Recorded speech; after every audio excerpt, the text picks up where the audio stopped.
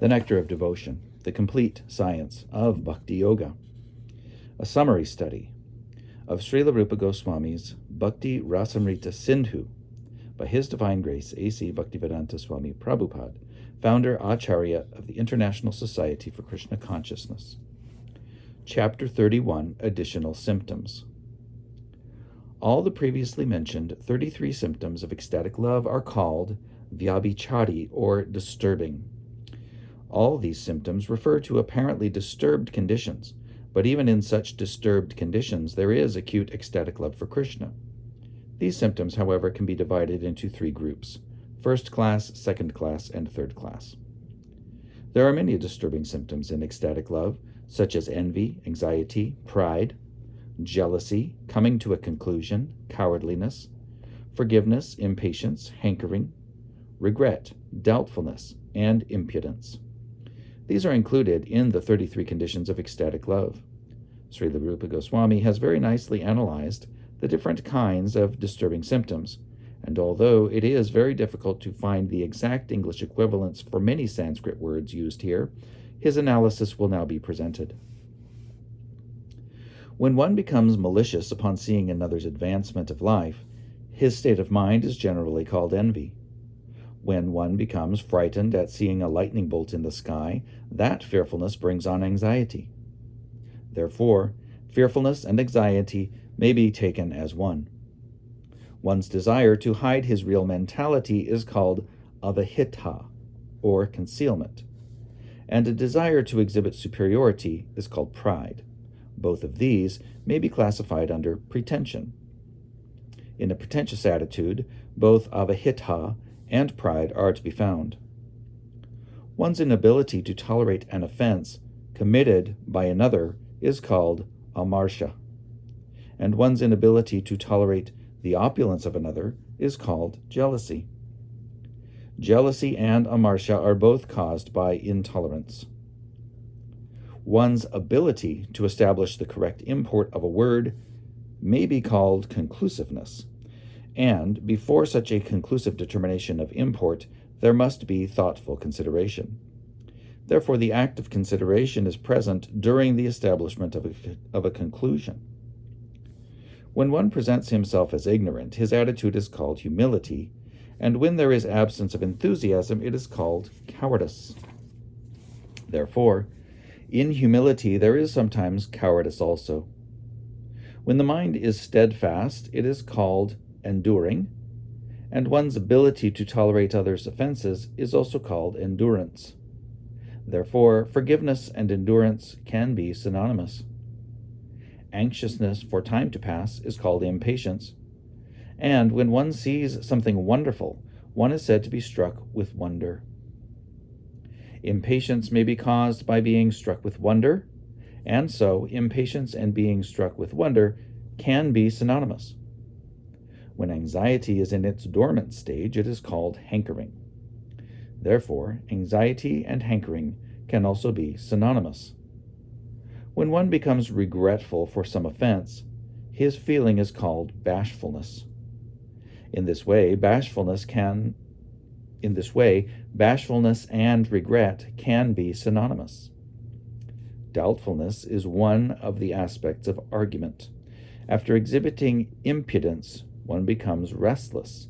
Therefore, restlessness and impudence can be synonymous. When all such symptoms are included in ecstatic love, they are called sanchari, or continuously existing ecstatic symptoms. All of these symptoms are transcendental, and they are exhibited in different ways, acting and interacting under different conditions. They are like the reciprocation of love between the lover and beloved. When a person is envious or defamed, there may be a change in the color of the body. This may be classified as vibhava, or sub-ecstasy. Sometimes illusion, collapse, and strong anxiety are also considered to be vibhava. When there are many such symptoms, They can simply be grouped together under ecstatic love. Srila Rupa Goswami says that fright, sleep, fatigue, laziness, and the madness of intoxication are sometimes grouped under continuous symptoms of ecstatic love, and they are due to a strong attraction. False argument, determination, steadiness, remembrance, joyfulness, ignorance, humility, and unconsciousness are also different symptoms of ecstatic love. Dependence is also grouped under ecstatic love, and this can be divided into superior dependence and inferior dependence. The direct differentiations between superior and inferior dependence are ascertained by Rupa Goswami and will be presented in due course. One devotee exclaimed, quote, "Oh, I cannot see the district of Mathura. Even though by simply hearing the name of Mathura, the hairs of my body are standing up, I cannot see the place. So of what use are my eyes?" Unquote. This statement reveals a strong anxiety to see the district of Mathura, resulting from a strong attachment to Krishna. There is another instance of this strong attachment for Krishna expressed by Bhima when he began to murmur, quote, "My arms are just like thunderbolts. But despite these arms, I could not smash Shishupal while he was blaspheming Krishna. Therefore, of what use are these strong arms?" Unquote. In this instance, Bhima became angry, and being influenced by such anger, his hopelessness became a cause for strong attachment to Krishna. This instance can be described as strong attachment for Krishna in anger. When Arjuna witnessed the universal form of Krishna, whose dazzling teeth were practically devouring the very existence of the universe, Arjuna's mouth became dried up.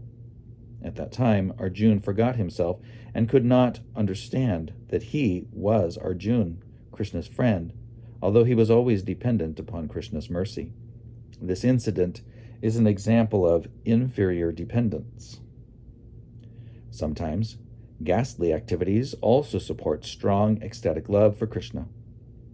This state of mind is called ecstatic fearfulness under illusion. In the 10th canto, 23rd chapter, verse 40 of Srimad Bhagavatam, there is the following statement by the Brahmins who were performing sacrifices. Quote, "We have all been born into 3 advantageous conditions. We are in high Brahmin families, we have ceremoniously received the sacred thread, and we are also properly initiated by a spiritual master. But alas, in spite of all these advantages, we are condemned. Even our observance of brahmacharya is condemned." Unquote. The Brahmins thus began to condemn their own activities. They realized that in spite of being so elevated by birth, education, and culture, they still were under the spell of the illusory energy. They also admitted that even great yogis who are not devotees of the Lord are covered by the influence of material energy. This kind of hopelessness felt by the Brahmins who were performing ritualistic ceremonies shows practically no attachment for Krishna. There is another hopelessness, however, which shows attachment for Krishna. When the bull demon attacked the damsels of Vraj, they began to cry out, quote, "Dear Krishna, please save us. We are now gone." Unquote. This is hopelessness with attachment for Krishna. When the Keshi demon was assassinated by Krishna, Kamsa became hopeless. He said, quote, "Keshi Daitya was as dear to me as my own life, but he has been killed by some cowherd boy who is crude, uneducated, and ignorant in fighting. Even though I have defeated the King of Heaven without difficulty, still I do not know the value of life." Unquote. Because this hopelessness has a slight touch of attraction for Krishna, it is considered to be a reflection of ecstatic love in hopelessness. Kamsa once rebuked Akrura by saying, quote, "You are such a fool that you are accepting a cowherd boy to be the Supreme Personality of Godhead, simply because he has defeated some harmless water snake. The boy may have lifted one pebble called Govardhan Hill, but what is more surprising than that is your statement that this boy is the personality of Godhead, unquote. This is an instance of a maliciously opposing element caused by hopelessness and ecstatic love for Krishna. One devotee tried to console a kadamba tree when the tree was lamenting because Krishna had not touched even its shadow. The devotee said, quote, "My dear kadamba tree, do not be worried. Just after defeating the Kaliya snake in the Jamuna River, Krishna will come and satisfy your desire," unquote. This is an instance of inappropriate hopelessness and ecstatic love for Krishna. Garuda the eagle, the carrier of Vishnu, once said, quote, "Who can be more pure than I? Where is there a second bird like me, so able and competent? Krishna may not like me. He may not wish to join my party, but still, he has to take advantage of my wings," unquote. This is an instance of hopelessness in the neutral mood of ecstatic love. The symptoms of ecstatic love are sometimes grouped under 4 headings, namely generation, conjunction, aggregation, and satisfaction. Krishna once told Radharani, quote, "My dear friend, when you tried to meet me alone in the morning, your friend Mikala remained hungry with envy. Just look at her," unquote. When Krishna was joking with Radharani in this way, Radharani moved her beautiful eyebrows crossly. Rupa Goswami prays that everyone may become blessed by this movement of Srimati Radharani's eyebrows. This is an instance of the generation of malice and ecstatic love for Krishna. One night after the Putana demon had been killed, baby Krishna could be seen playing upon her breast. Upon seeing this, Yashoda became stunned for some time. This is an example of a conjunction of various symptoms in ecstatic love. The conjunction can be auspicious or inauspicious.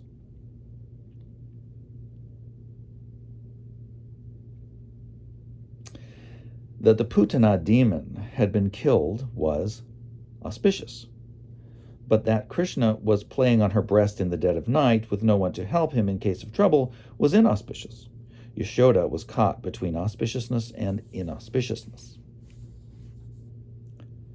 After Krishna had just learned to walk, he was going in and out of the house very frequently. Yashoda became surprised and said, quote, "This child is too restless and cannot be controlled. He is incessantly going about the neighborhood of Gokul, Vrindavan, and then he is coming back inside the house. I see that the child is very fearless, but in spite of his fearlessness, I am becoming more and more afraid of his falling into some danger," unquote. This again is an instance of the conjunction of 2 opposing elements. The child was very fearless, but at the same time, Yashoda was becoming fearful of some danger. Here, danger is the cause, and Yashoda's feelings are in conjunction of 2 opposing symptoms, or in a conjunction of 2 opposing symptoms. In other words, Yashoda was feeling both happiness and doubt, or growing fear. When Devaki, the mother of Krishna, saw her son very jubilant in the presence of the wrestlers in Kamsa's arena, 2 kinds of tears were simultaneously gliding down her cheeks. Sometimes her tears were warm, and sometimes they were cold. This is an instance of a conjunction of jubilation and lamentation due to different causes of ecstatic love. Once, when Srimati Radharani was standing on the bank of the Jamuna River in the forest of Vrindavan, she was attacked by Krishna, who was stronger than she. Although she externally expressed a disturbed mood from this incident, within herself she was smiling and feeling great satisfaction. Externally, she moved her eyebrows and made a show of rejecting Krishna. In this mood, Radharani looked very beautiful, and Srila Rupa Goswami glorifies her beauty. This is an instance of exhibiting varying feelings in ecstatic love, although the cause is only one, Krishna. Sometimes there were great festivals in the house of Nanda Maharaj, and all of the inhabitants of Vrindavan would assemble for these festivals.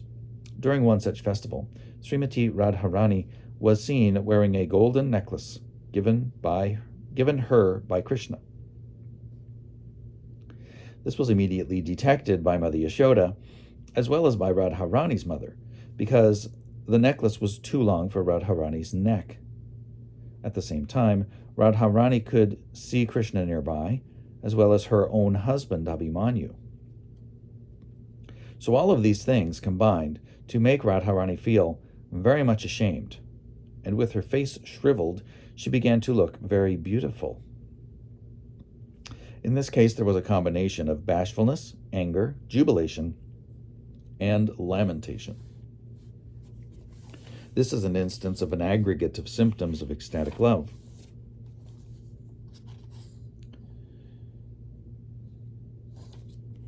Kamsa once said, quote, "What harm can this boy do to me? He has no power," unquote. The next moment, Kamsa was informed that all of his friends had been killed by the boy. Then Kamsa began to think in perplexity, quote, "Shall I go immediately and surrender unto him? But how can a great warrior do this?" Unquote. The next moment he thought, quote, "Why should I be afraid of him? There are still so many wrestlers standing to support me," unquote. But the next moment he began to consider, quote, "The boy is certainly not common, because he has lifted Govardhan Hill with his left hand, so what can I do in this connection? Let me go to Vrindavan and inflict pains on all of the residents there. Inflict pains on all the residents there. But still, I cannot even go out because my heart is trembling from fear of this boy," unquote. This condition of Kamsa's mind reveals an instance of pride, lamentation, humility, determination, remembrance, doubtfulness, anger, and fear. Actually, 8 different symptoms comprise the mental condition of Kamsa. This is another instance of an aggregate of symptoms in hopeless ecstatic love. One householder devotee once said, quote, "My Lord, I am so wretched that these 2 eyes are never desiring to see the glorious city of Mathura. Therefore, my eyes are actually condemned. I am nicely educated, but my education has simply been used in government service. I have not considered formidable time stronger than anything else, which creates and annihilates everything. To whom shall I leave all of my wealth and fortune? I am becoming older and older. What shall I do? Shall I execute devotional service from here at home? This I cannot do because my mind is being attracted by the transcendental land of Vrindavan," unquote. This is an instance of hopelessness, pride, doubt, patience, lamentation, determination, and eagerness, an aggregation of 7 different symptoms in ecstatic love for Krishna. There is a proverb in Sanskrit which says, quote, "Disappointment gives rise to the greatest satisfaction," unquote. In other words, when one's sentiment or ambition becomes too great and is not fulfilled until after seemingly hopeless tribulation, that is taken as the greatest satisfaction. Once, the cowherd boys in Vrindavan were vainly searching after Krishna for a long time, and for that reason their faces became blackened and their complexions appeared faded. Just then, they could hear on the hill a faint vibration from Krishna's flute. Immediately, all of them became very much gladdened. This is an instance of satisfaction in the midst of disappointment. Srila Rupa Goswami says that although he has no expert knowledge about the sounds and meanings and mellows of the symptoms of ecstatic love, he has tried to give some examples of different varieties of love of Krishna.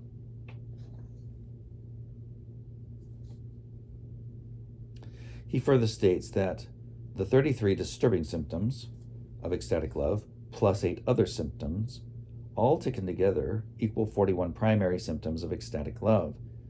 These symptoms create transformations of bodily activities as well as movements of the senses. All of them can be accepted as different feelings of the heart. Sometimes some of the feelings are quite natural. Sometimes some of the feelings are just temporary appearances. Those symptoms which are very natural always remain, both within and without the devotee. As one can detect the color of dye a cloth was soaked in by looking at the cloth, so, simply by understanding the different signs of these symptomatic features, one can understand the actual position. In other words, attachment for Krishna is one. But because there exist different kinds of devotees, such attachment is manifested in many varieties. As clothing tinged red appears red, so the temporary appearance of a certain type of feeling can be detected or observed by the specific ecstatic symptom. In fact, all the different humors and mellows of the devotees produce various specific feelings within the mind. And according to these differences, the symptoms of ecstatic love appear in different forms and degrees. If one's heart is highly elevated, grave and magnanimous, or if one's heart is rough and crude, different symptoms of ecstatic love will appear, influenced by the condition of the heart. Actually, people cannot generally understand such different qualities of mentality. But when one's heart is very soft or gentle, these symptoms become very easily visible, and one can understand them very clearly. The heart of one who is highly elevated and grave is compared to gold. If one's heart is very soft and gentle, his heart is compared to a cotton swab. When there is an ecstatic sensation within the mind, the golden heart or grave heart is not agitated, but the soft heart immediately becomes agitated. To offer another example, a grave, magnanimous heart is compared to a great city, and a soft heart to an insufficient cottage. There may be many lights or even great elephants in the big city, but no one will take particular notice of them. But when such lights or elephants are seen near a small cottage, everyone can distinctly point them out. A hard heart is compared to a lightning bolt, to gold, and to luck. The lightning bolt is very strong, but never becomes soft. Similarly, the hearts of those who are engaged in severe austerities and penances do not become very easily softened. The golden heart becomes melted at high temperature, as in ecstatic love, and the luck heart is very easily melted in slight temperature. A soft heart is compared to honey, to butter, and to nectar, and the condition of the mind is compared to sunshine. As honey and butter become melted, even in slight sunshine, soft-hearted persons become easily melted. Nectar, however, is by its nature always liquid, and the hearts of those who are in pure ecstatic love with Krishna are by nature always liquefied, just like nectar. A pure devotee of Krishna is always specifically qualified with nectarian qualifications, and sometimes with the qualifications of butter and honey. On the whole, the heart in any of the different conditions mentioned above can be melted under certain circumstances, just as a hard diamond is sometimes melted by a combination of certain chemicals. In the Danakali Kaumudi, it is stated, quote, "When love develops in the heart of a devotee, he cannot check the transformation of his sentiments. His heart is just like the ocean at the rising of the moon, when the ebb tide cannot be checked. Immediately there must be movement of high waves," unquote. Although in its natural state the ocean is always grave and unfathomable, when the moon rises, nothing can check the ocean's agitation. Similarly, those who are pure devotees cannot on any account check the movement of their feelings within.